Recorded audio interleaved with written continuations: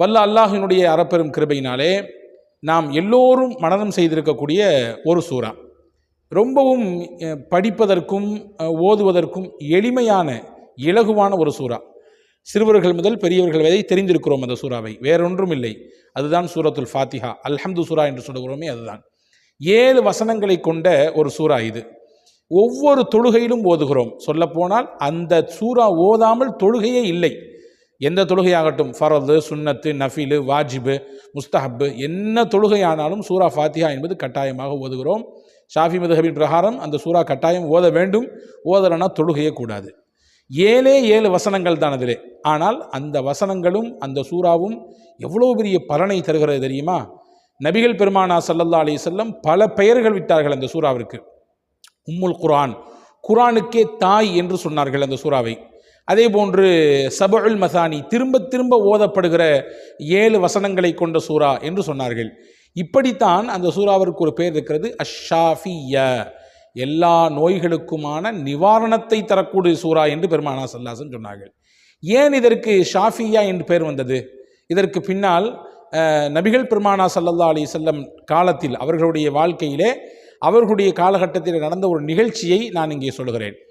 சையதுனா Abu சயீதுல் குத்ரி ரலியல்லாஹு அன்ஹு, புகாரி ஷரீஃபிலே இந்த ஹதீஸ் வந்திருக்கிறது, முஸ்னத் அஹமதிலே வந்திருக்கிறது, இன்னும் பல நூல்களிலே இந்த ஹதீஸ் பதிவாக இருக்கிறது. அபூ சயீதுல் குத்ரி ரலியல்லாஹு அன்ஹு இந்த ஹதீஸ் அறிவிப்பு செய்கிறாங்க. நாங்கள் எல்லாரும் ஒரு ஊருக்கு போயிருந்தோம். போயிட்டு ரிட்டர்ன் வந்துட்டு இருக்கும் பொழுது ஒரு கிராமத்தை கடந்து வந்தோம். எங்கள் எல்லாத்துக்கும் கடுமையான பசி. அந்த கிராம மக்கள்கிட்ட போய், இந்த மாதிரி நாங்கள்லாம் வழிப்போக்கர்கள் பயணத்தில் இருக்கிறோம், பசியாக இருக்கிறோம், ஏதாவது எங்களுக்கு நீங்கள் விருந்தோம்பல் செய்ய முடியுமா அப்படின்னு கேட்டோம். அவங்க யாருமே கண்டுக்கலை. பொதுவாகவே விருந்தோம்பல் கேட்டு வந்தால் அவர்களை நன்றாக கவனித்து உபசரித்து அனுப்பணும். அப்படி தானே மார்க்கம் சொல்லுது. விருந்தோம்பலுக்கு பெயர் போன மார்க்கமாச்சே இஸ்லாம். ஆனால் அந்த பகுதி மக்கள்லாம் அதை பெருசாகவே நடத்துக்கல, கண்டுக்காமல் போயிட்டாங்க. இவங்க ரொம்ப களைப்படைந்து அந்த ஊரினுடைய எல்லையில் அப்படியே அந்த மரத்துக்கு கீழே கொஞ்சம் உட்கார்ந்துருந்தாங்க. அந்த நேரம் பார்த்து அந்த ஊரில் இருந்த முக்கியமான தலைவருக்கு பாம்பு கொட்டி உடம்பெல்லாம் விஷம். சில ஹதீஸுகளுடைய அறிவிப்புகளிலே கருந்தேல் வந்திருக்கிறது, சில அறிவிப்புகளிலே பாம்பு என்று வந்திருக்கிறது. ஆனால் ஏதோ ஒரு விஷஜந்து அவர்களை கொட்டி விட்டது. விஷம் உடம்பெல்லாம் பரவிடுச்சு. மூச்சு பேச்சு இல்லாமல் அப்படியே மூர்ச்சையாகி கிடக்கிறார். மூச்சு பேச்சு இல்லாமல் அப்படியே கண்ணை மூடி கிடக்கிறாரு. ஊர் மக்கள்லாம் அப்படியே ஆளாக பறக்கிறாங்க. என்ன பண்ணுறது, எப்படியான மருத்துவம் கொடுக்கறது, யாருக்கும் ஒன்றும் தெரியலை. கடைசியில் அந்த ஊரில் இருந்த ஒருத்தர் சொன்னால், எப்பா கொஞ்ச நேரத்துக்கு முன்னாடி ஒரு பயணக்குழு வந்துச்சு இல்லை, அவங்க ஊர் எல்லையில் தான் தங்கிறதா கேள்விப்பட்டோம், அவங்களில் யாராவது மருத்துவர் இருக்கிறாரா, அவங்கள யாராவது வைத்தியம் செய்கிறவங்க இருக்காங்கன்னு சொல்லி பார்த்துட்டு வாங்கப்பா அப்படின்னு சொன்னாங்க. ஓடி போனாங்க 4 பேர். போய் இந்த மாதிரி உங்களில் யாராவது வைத்தியம் செய்கிற ஆள் இருக்காங்களா, எங்கள் ஊர் தலைவருக்கு இந்த மாதிரி ஆகிப்போச்சு, யாராவது ஹெல்ப் பண்ணுங்களேன் அப்படின்னு சொல்லி கேட்டோம்னா, அந்த குழுவில் இருந்த சிலர் சொன்னாங்கன்னா, நாங்கள் இப்போ தான் உங்கள்கிட்ட விருந்து கேட்டோம், நீங்கள் யாருமே கண்டுக்கலை, இப்போ எங்கள்கிட்ட உதவி கேட்குறீங்களே, சரி ஓகே நாங்கள் செஞ்சு தர்றோம், நாங்கள் செஞ்சு கொடுத்தா எங்களுக்கு என்ன பலன், என்ன தருவீங்க அப்படின்னு கேட்டாங்க. என்ன நீங்கள் கேட்குறீங்க, எதிர்பார்க்குறீங்கன்னு சொல்லி அந்த ஊர் மக்கள் கேட்க, எங்களுக்கு 30 ஆடு தரணும், தந்தீங்கன்னா நாங்கள் வேணால் பலன், நாங்கள் உங்களுக்கு வைத்தியம் பார்க்குறோம் உங்கள் தலைவருக்கு அப்படின்னு சொல்லிட்டு ஓகே என்று அந்த டீல் பேசி முடிச்சாச்சு. 30 ஆட்டின் பெயரிலே இப்பொழுது இங்கிருந்து ஒருவர் மருத்துவம் செய்ய ஊருக்குள்ளே போகிறார். போனவர் சையதுனா அபூ சயீதுல் குத்ரி ரலியல்லாஹு அன்ஹு, பிரபலமான ஒரு சஹாபி. இவர்கள் போனாங்க. படுத்த படுக்கையாக மூச்சு பேச்சு இல்லாமல் கடந்த அந்த மனிதருக்கு பக்கத்திலே போய் உட்கார்ந்து ஏதோ ஊதினார். எப்படி வருகிறது என்றால், ஹதீஸனுடைய வாசகம், ஒன்றுமே ஏற்படாத மனிதரை போன்று திடீரென்று அப்படி கண்விழித்து எழுந்து அப்படி தட்டி விட்டுட்டு இப்படி நடந்து போகிறார் பேசாமல்.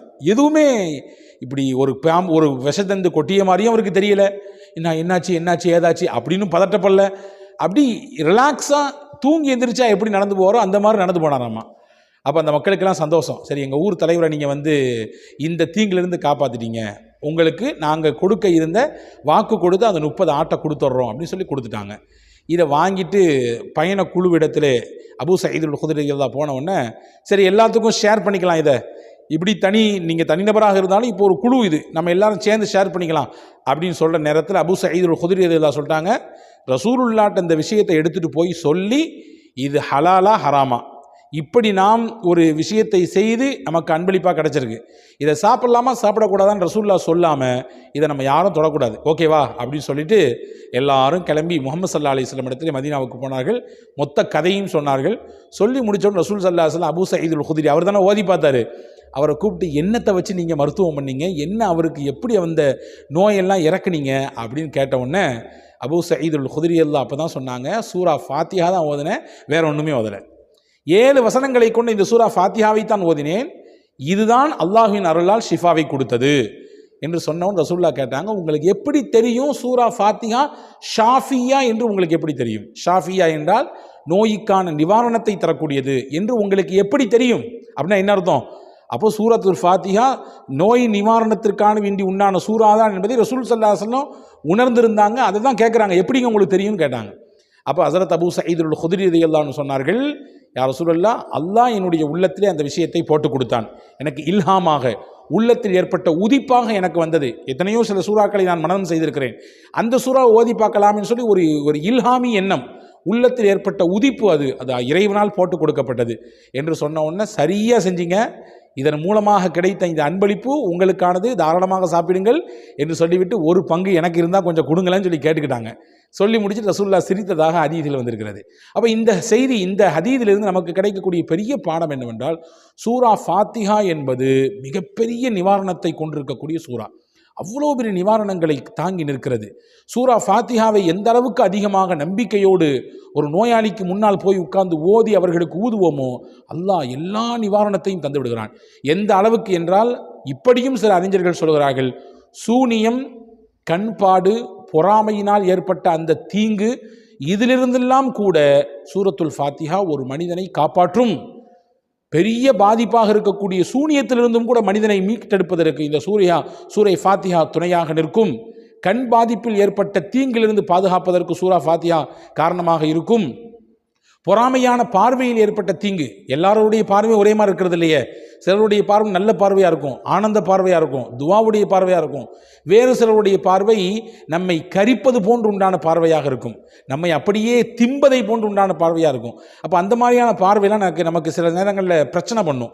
அந்த பார்வையை கூட வீழ்த்தக்கூடிய ஆற்றலை அல்லாஹ் சூரா ஃபாத்திஹாவுக்கு தந்திருக்கிறான். எனவே அன்புக்குரிய சகோதரர்களே, பல சகோதரர்கள் கேட்டார்கள், நோய்க்கு நிவாரணமாக எதை நாங்கள் ஓதுதல் என்பது. இந்த சூரா ஃபாத்திஹாவை நம்பிக்கையோடு ஓதி வாருங்கள், நம்பிக்கையோடு ஓதுவாருங்கள். எவ்வளவு பெரிய தீங்காக இருந்தாலும், எவ்வளவு பெரிய நோயை போட்டு வாட்டி எடுக்கக்கூடிய நோயாக இருந்தாலும் அல்லாஹ் இதன் மூலமாக பலனை வைத்திருக்கிறான். ஒன்றை புரிஞ்சுக்குங்க, தொழாமல், அல்லாட்ட நெருங்காமல், அல்லாட்ட கையேந்தாமல், வெறுமின்ன துவாவையும் வெறுமின்ன சூறாக்களையும் மட்டும் ஓதுவதனாலே கூட எந்த பலமும் கிடைக்காது. அல்லாட்ட தொழணும், கண்ணீர் வடித்து கேட்கணும், அல்லாவிடத்தில் மன்றாடணும், அத்தோடு சேர்த்து துவாக்களையும் படிக்க வேண்டும், சூறாக்களையும் படிக்க வேண்டும். அப்படி இருக்கிற பொழுது நிச்சயமாக ரெண்டும் கூடி சேர்ந்து அல்லாஹுவின் பேரருளையும் அவனுடைய பெரும்பதியான அந்த ஆரோக்கியத்தையும் அல்லாஹ் நமக்கு திருப்பி தருவதற்கு போதுமானவனாக இருக்கிறான். இந்த சூறா எவ்வளவு பெரிய மகத்தான ஆரோக்கியமிக்க சூறா என்பதை இந்த காணொளியில் உங்களுக்கு நான் தந்திருக்கிறேன்.